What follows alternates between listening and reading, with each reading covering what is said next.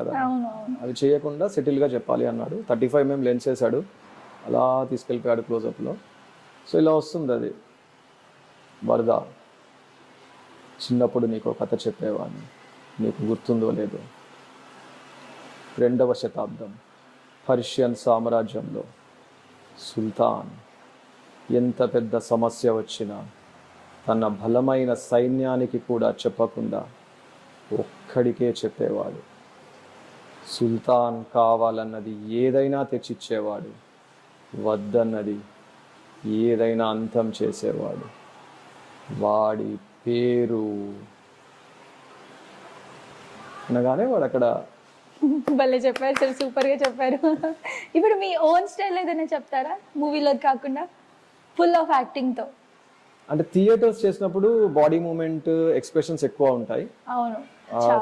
Film acting కి theatre acting కి difference ఉంటుంది కదా. సో ఫిలిం లో ఎక్కువ సెటిల్డ్ గా ఉంటుంది.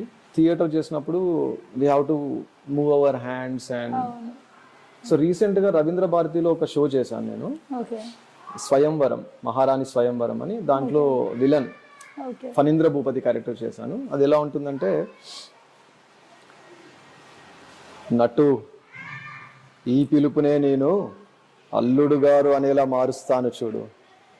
రాజా, అతి భయంకరమైన రణరంగమున కొమ్ములు తిరిగిన రాజులనే నా ముందు సాగెల పడేలా చేశాము.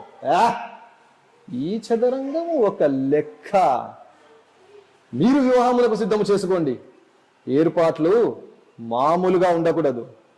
మంగళ వాయిద్యాలతో, మేళతాళాలతో రాజ్యం అంతా దద్దరిల్లిపోవాలి అనేసి అలా వాక్ చేస్తూ అక్కడికి వెళ్తాను.